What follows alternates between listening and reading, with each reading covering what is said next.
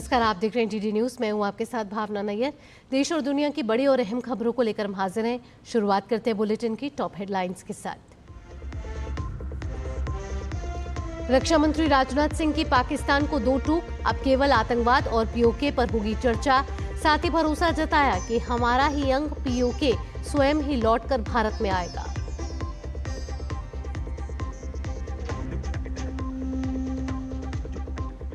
प्रधानमंत्री नरेंद्र मोदी ने कहा, ऑपरेशन सिंदूर के बाद भारत अब पहले से ज्यादा हुआ एकजुट। सिक्किम के 50 साल पूरे होने के मौके पर 2047 तक देश को विकसित बनाने के लक्ष्य को दोहराया। कहा, देश का संतुलित विकास जरूरी।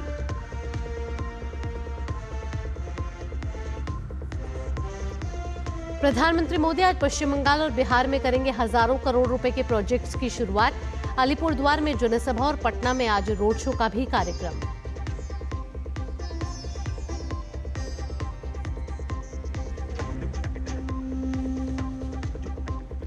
पनामा के विदेश मंत्री के साथ सर्वदलीय प्रतिनिधि मंडल के प्रमुख शशि थरूर की बैठक। आतंकवादियों को सजा और फंडिंग करने वालों को जिम्मेदार ठहराने की वकालत।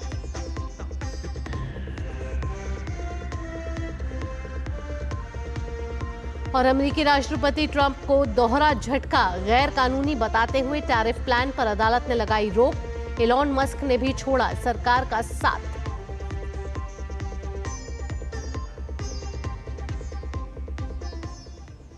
और अब खबरें विस्तार से। प्रधानमंत्री नरेंद्र मोदी ने आतंक और इनके सरपरस्तों के खिलाफ की गई ऑपरेशन सिंदूर की कार्रवाई का जिक्र करते हुए कहा कि भारत पहले से ज्यादा एकजुट हुआ है। उन्होंने कहा कि भारत ने पाकिस्तान के कई एयरबेस को तबाह किया है। सिक्किम की स्थापना के 50 साल पूरे होने के मौके पर गैंगटॉक में विशेष समारोह में प्रधानमंत्री वर्चुअल तरीके से शामिल हुए।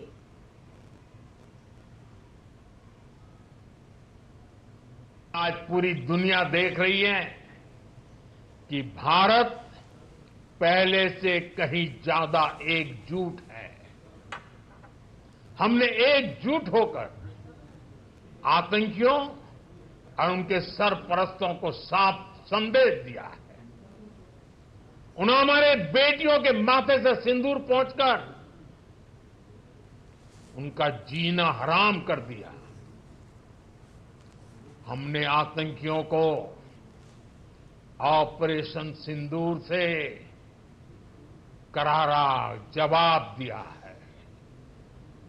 साथियों, आतंकी अड्डे तबाह होने से बौखलाकर पाकिस्तान ने हमारे नागरिकों और सैनिकों पर हमले की कोशिश की, लेकिन उसमें भी पाकिस्तान की पोल ही खुल गई और हमने उनके कई एयरबेस को तबाह करके दिखा दिया कि भारत कब क्या कर सकता है। सिक्किम के 50 साल पूरे होने के मौके पर सिक्किम के मुख्यमंत्री प्रेम सिंह तमांग और राज्यपाल ओम प्रकाश माथुर ने स्मारक सिक्का, स्मारिका सिक्का और डाक टिकट जारी किया। राज्य सरकार ने सिक्किम की सांस्कृतिक समृद्धि, परंपरा और प्राकृतिक वैभव का उत्सव मनाने के लिए सुनोलो, समृद्ध एवं समर्थ सिक्किम थीम के अंतर्गत साल भर चलने वाले कई कार्यक्रमों की योजना बनाई है।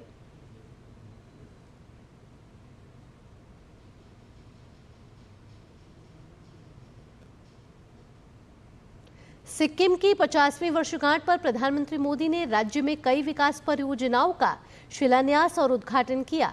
इन परियोजनाओं में नामची जिले में 750 करोड़ रुपए से अधिक की लागत से 500 बिस्तरों वाला नया जिला अस्पताल, ग्यालशिंग जिले के पेलिंग में सांगाचोलिंग में यात्री रोपवे, गैंगटॉक जिले के सांगखोला में अटल अमृत उद्यान में भारत रत्न अटल बिहारी वाजपेयी जी की प्रतिमा शामिल है। प्रधानमंत्री ने सिक्किम में शुरू हो रहे विकास प्रोजेक्ट के लिए बधाई दी और कहा कि सिक्किम सहित पूरा नॉर्थ ईस्ट भारत की विकास गाथा का चमकता अध्याय है। आज यहां सिक्किम के विकास से जुड़े अनेक प्रोजेक्ट्स का शिलान्यास और लोकार्पण हुआ है। इन सारे प्रोजेक्ट से यहां हेल्थ केयर, टूरिज्म, कल्चर और स्पोर्ट्स की सुविधाओं का विस्तार होगा। मैं आप सभी को इन सारे प्रोजेक्ट्स के लिए ढेर सारी बधाई देता हूं। साथियों, सिक्किम समेत पूरा नॉर्थ ईस्ट नए भारत की विकास गाथा एक चमकता अध्याय बन रहा है। पीएम ने कहा कि सिक्किम सिर्फ हिल स्टेशन नहीं, ग्लोबल टूरिज्म बने। पीएम ने कहा कि सिक्किम की धरोहर पर भारत नहीं, पूरी दुनिया को गर्व है। हर राज्य को अपने यहां एक ऐसा टूरिस्ट डेस्टिनेशन डेवलप करना चाहिए जो इंटरनेशनल लेवल पर अपनी पहचान बनाए। अब समय आ गया है, सिक्किम सिर्फ हिल स्टेशन नहीं, ग्लोबल टूरिज्म डेस्टिनेशन बने। सिक्किम के सामर्थ्य का कोई मुकाबला ही नहीं है। सिक्किम टूरिज्म का कंप्लीट पैकेज है। यहां प्रकृति भी है, अध्यात्म भी है, यहां झीलें हैं, झरने हैं, पहाड़ है और शांति की छाया में बसे बौद्ध मठ भी है। Kanchenjunga national park, UNESCO world heritage site, Sikkim की इस धरोहर पर सिर्फ भारत नहीं, पूरी दुनिया को गर्व है। प्रधानमंत्री नरेंद्र मोदी आज पश्चिम बंगाल के दौरे पर होंगे। यहां पीएम अलीपुरद्वार और कूच बिहार जिलों में नगर गैस वितरण परियोजना की शुरुआत करेंगे। 1010 करोड़ रुपए की लागत वाली इस योजना को उद्देश्य 2.5 लाख घरों और 100 से अधिक वाणिज्यिक प्रतिष्ठानों को पाइप गैस से जोड़ना है। इसके अलावा 19 नए सीएनजी स्टेशन भी स्थापित किए जाएंगे, जिससे स्वच्छ और सस्ता ईंधन उपलब्ध होगा और रोजगार के अवसर बढ़ेंगे। इसके बाद पीएम अलीपुरद्वार के परेड ग्राउंड में एक जनसभा को भी संबोधित करेंगे।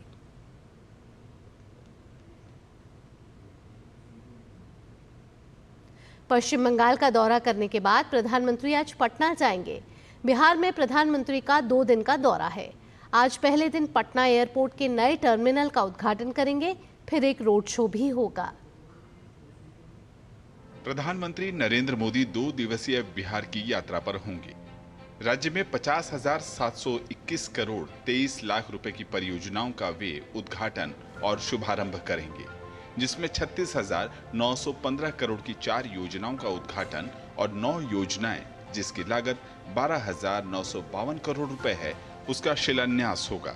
जबकि 853 करोड़ की 3 परियोजनाओं को वे राष्ट्र को समर्पित करेंगे।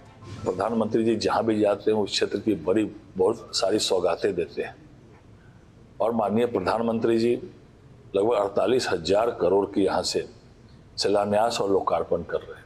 इसमें नवीनगर का 24,000 मेगावाट का पावर प्रोजेक्ट है, 4 लेन सड़क है और भी कई योजनाएं माननीय प्रधानमंत्री जी यहां देने वाले हैं। अपनी यात्रा के पहले दिन यानी गुरुवार को प्रधानमंत्री मोदी पटना से 1742 करोड़ रुपए से अधिक की योजनाओं का शिलान्यास और उद्घाटन करेंगे। वे बिहटा में अंतर्राष्ट्रीय एयरपोर्ट के टर्मिनल भवन निर्माण का शिलान्यास करेंगे। ये 116 एकड़ में बनकर तैयार होगा। बिहटा एयरपोर्ट परियोजना की लागत 542 करोड़ 79 लाख रुपए है। इसके अलावा वे पटना एयरपोर्ट के नए टर्मिनल भवन का लोकार्पण करेंगे, जिसका निर्माण 1200 करोड़ रुपए की लागत से किया गया है। पाकिस्तानी ठिकानों को हमारी ताकत वाली सेना और शौर्य और पराक्रम का परिचय देकर ध्वस्त करने का काम किया। मधुबनी से ऐलान किया था कि मैं मिट्टी में गाड़ दूंगा आतंकियों को, और दूसरी बार बिहार की वीर भूमि पर वो आ रहे हैं। उनके स्वागत में हिंदू मुसलमान की महिलाएं एक दूसरे को मेहंदी लगाकर वीर प्रधानमंत्री नरेंद्र मोदी जी के स्वागत के लिए, अभिनंदन के लिए मेहंदी लगाकर आज इस कार्यक्रम में शिरकत कर रही हैं। बड़े पैमाने पर महिलाएं 30 मई को विक्रमगंज की भूमि पर, वीर भूमि पर जाएंगी उनके स्वागत करने के लिए। जो पहलगामा के लड़ाई में जो हुआ था सिंदूर ऑपरेशन, उसी के खुशी में हम लोग मेहंदी लगा रहे हैं। जो पहलगाम में हुआ था आतंकी हमला, उसी के खुशी में नरेंद्र मोदी हमारे बिहार आ रहे हैं, सासार हमें रोहतास जिला, उसी में सिंदूर ऑपरेशन में मेहंदी लगा रहे हैं।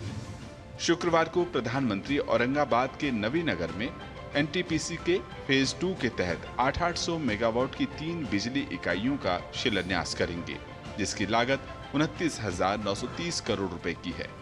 रेलवे की परियोजनाओं में से जिसमें सासाराम से अनुग्रह नारायण रोड के बीच ऑटोमेटिक ब्लॉक सिग्नलिंग का लोकार्पण, कचरट नवाडीह से सोननगर के बीच तीसरी लाइन का लोकार्पण, बरके सलैया रेलवे स्टेशन पर फुट ओवर ब्रिज का लोकार्पण, वहीं सड़क परियोजनाओं में रामनगर कच्ची दरगाह NH 119D का शिलान्यास, गंगा नदी पर बक्सर से भरौली के बीच बनने वाले पुल का शिलान्यास, किशनगंज बहादुरगंज 4 लेन का शिलान्यास, पटना आरा सासाराम NH का शिलान्यास प्रधानमंत्री द्वारा किया जाएगा। पटना से राजेश राज और मधुरेश के साथ ब्यूरो रिपोर्ट DD न्यूज। रक्षा मंत्री राजनाथ सिंह ने साफ साफ कहा है कि पाकिस्तान के कब्जे वाला जम्मू कश्मीर एक दिन हमारा होकर ही रहेगा। पाकिस्तान से सिर्फ आतंकवाद और POK के मुद्दे पर ही बात होगी। POK के लोग हमारे अपने ही हैं।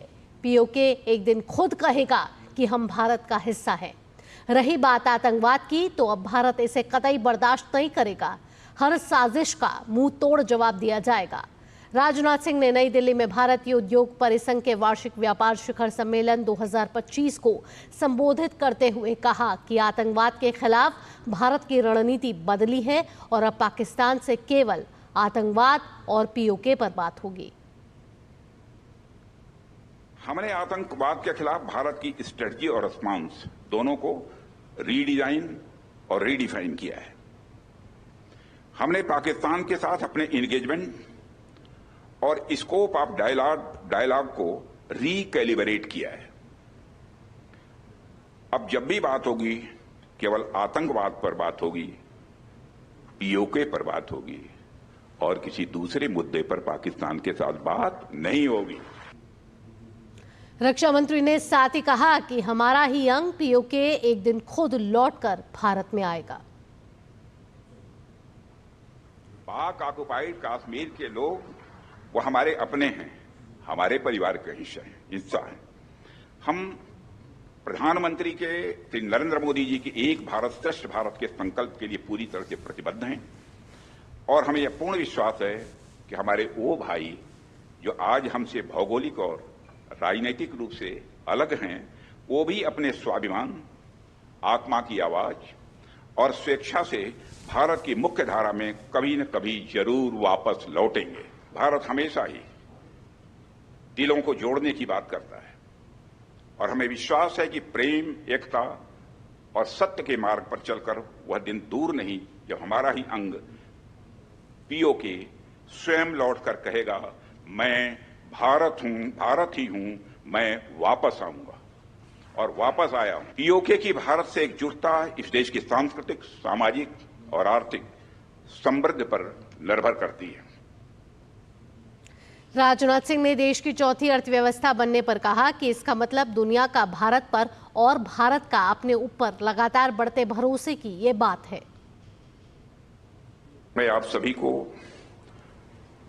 भारत के दुनिया के 4th लार्जेस्ट इकोनॉमी बनने की बधाई देता हूं।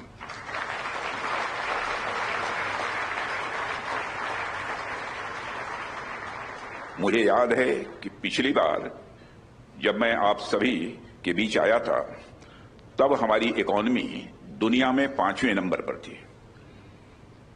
पर आज जब मैं आपके बीच आया हूं, तो मैं आप सभी को हमारी इकोनॉमी के 4थे नंबर की इकोनॉमी बनाने की बधाई दे रहा हूं।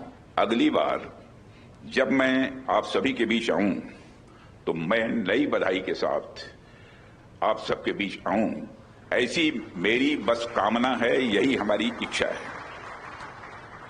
और मैं कामना ही नहीं करता हूं, बल्कि आप लोग ऐसा करके दिखाएंगे, ऐसा मेरा पक्का विश्वास है।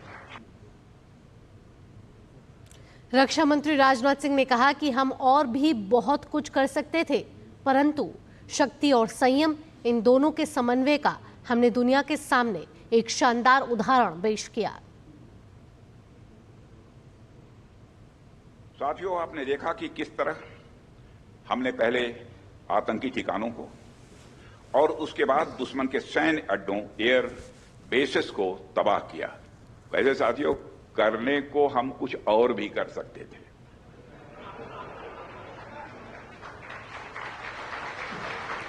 परंतु शक्ति के साथ संयम भी चाहिए।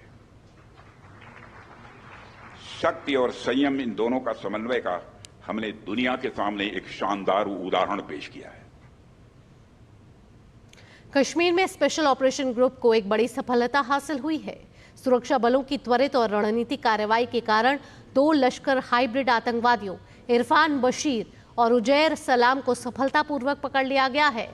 दरअसल आसपास के इलाके में आतंकवादियों की आवाजाही देखी गई थी। पुलिस को मिले खास इनपुट के बाद 44 RR और 178 BN CRPF के समन्वय में बसकुचन में एक कॉर्डन और सर्च ऑपरेशन शुरू किया गया था, जिसके बाद ये सफलता मिली। इन आतंकियों के पास से 2 AK-56 राइफल, 4 मैगजीन, 102 राउंड कारतूस, 2 हैंड ग्रेनेड, 1 मोबाइल फोन समेत रोजमर्रा का सामान मिला है।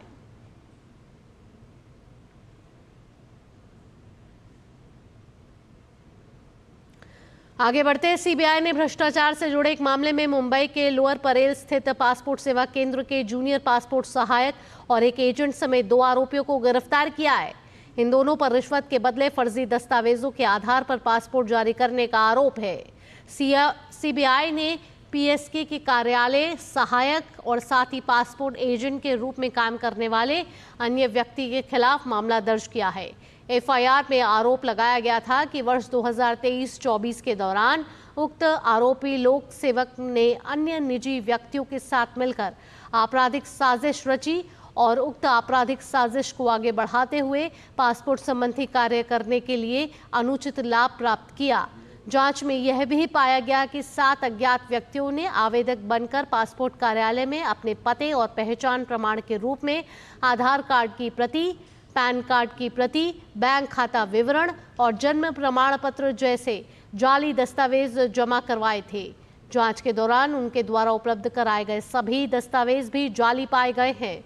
चूंकि आरोपी को टालमटोल कर रहे थे और जांच के दौरान सहयोग नहीं कर रहे थे, इसलिए दोनों आरोपियों को गिरफ्तार कर लिया गया। उन्हें विशेष सीबीआई अदालत मुंबई के समक्ष पेश किया गया और उन्हें 5 दिन के लिए पुलिस हिरासत में भेज दिया गया है।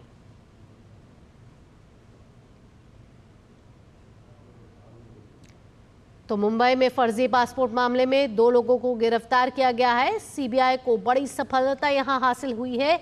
सीबीआई एक्शन मोड में, जहां मुंबई में फर्जी पासपोर्ट मामले में 2 लोगों को गिरफ्तार किया गया। आइए आगे बढ़ते हैं, अमित शाह के जम्मू कश्मीर दौरे की बात कर लेते हैं। जी हां, गृह मंत्री अमित शाह आज से 2 दिन के जम्मू कश्मीर दौरे पर होंगे। आज दौरे के पहले दिन वे जम्मू में सुरक्षा स्थिति की समीक्षा करेंगे। सुरक्षा एजेंसियों के साथ उच्च स्तरीय बैठक के दौरान हालिया आतंकी गतिविधियों और सीमा पार से हो रही घुसपैठ की कोशिशों को लेकर चर्चा की जाएगी। कल गृह मंत्री पुंछ का दौरा करेंगे। इस दौरान वे पाकिस्तान की गोलीबारी से प्रभावित क्षेत्रों में जाकर पीड़ित परिवारों से मिलेंगे। इस दौरान वे उनके हालात की जानकारी लेंगे और केंद्र सरकार की ओर से हर संभव मदद का भरोसा भी दिला सकते हैं। पिछले 2 महीने के दौरान गृह मंत्री का जम्मू कश्मीर का तीसरा और ऑपरेशन सिंदूर के बाद पहला दौरा होगा।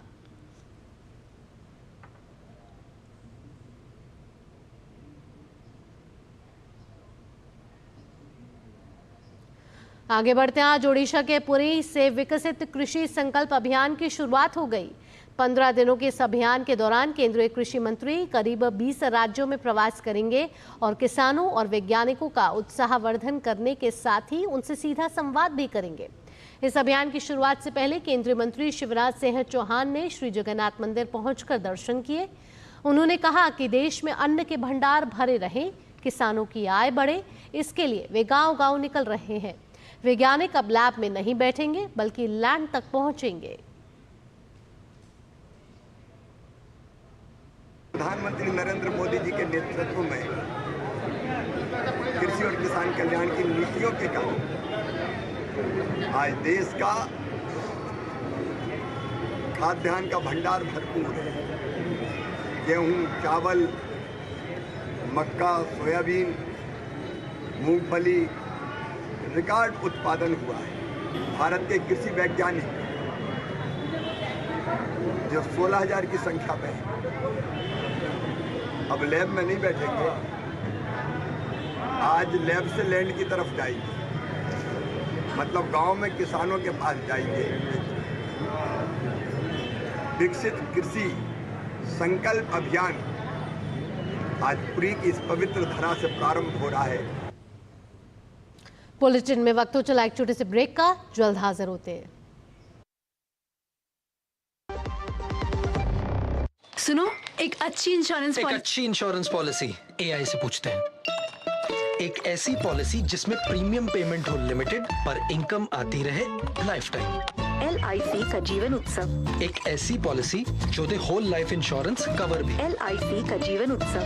वाओ, चलो तो LIC की जीवन उत्सव पॉलिसी ही लेते हैं। मैं भी तुमसे यही कह रही थी, LIC का जीवन उत्सव। लाइफ टाइम सेलिब्रेशन मनाइए LIC के जीवन उत्सव के साथ, फ्यूचर सेट है।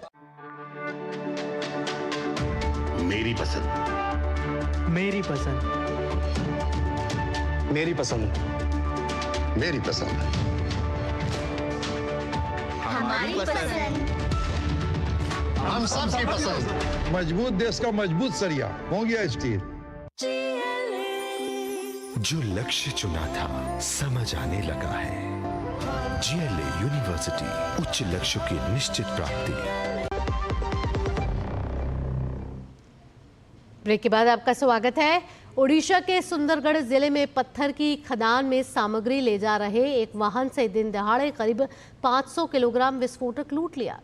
गोला बारूद गोदाम से लांगल काटा पत्थर खदान में ले जाया जा रहा था, तभी माओवादियों ने बंदूक की नोक पर खेप को रोक लिया।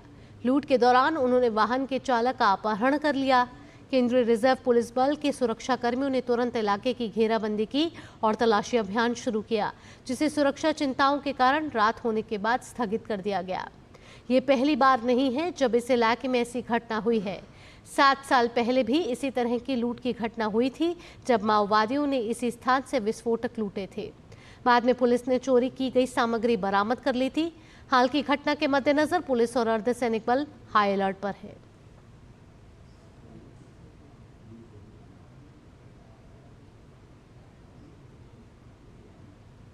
दिल्ली के जामिया नगर के बाटला हाउस इलाके में डेमोलिशन कार्रवाई के खिलाफ सुप्रीम कोर्ट में याचिका दाखिल हुई है, जिसमें कहा गया है कि याचिकाकर्ता को 26 मई को बिना किसी सुनवाई के नोटिस चिपकाकर मकान खाली करने को कहा गया।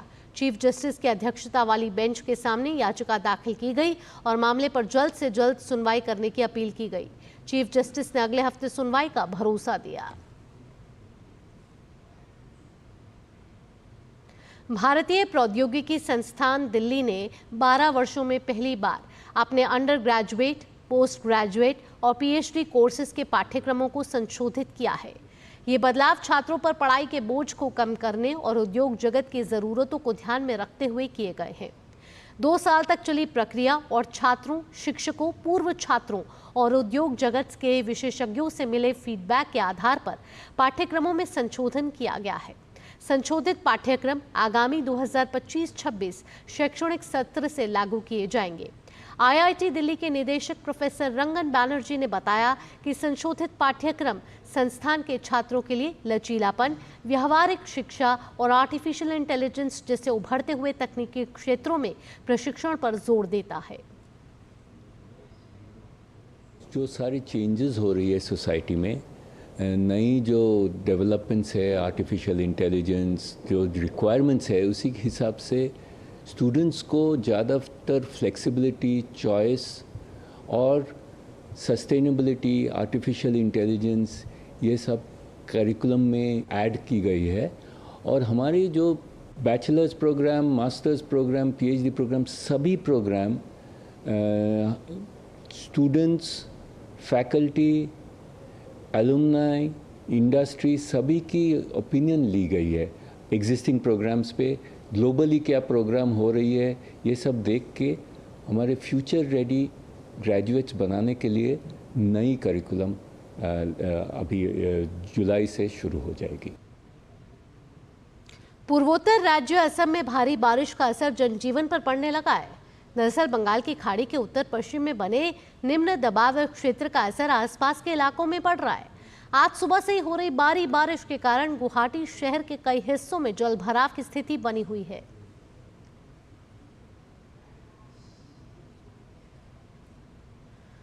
और इसी के साथ इस बुलेटिन में इतना ही। देश और दुनिया की बाकी अन्य खबरों के लिए आप देखते रहिए डीडी न्यूज। मुझे दीजिए अनुमति। नमस्कार।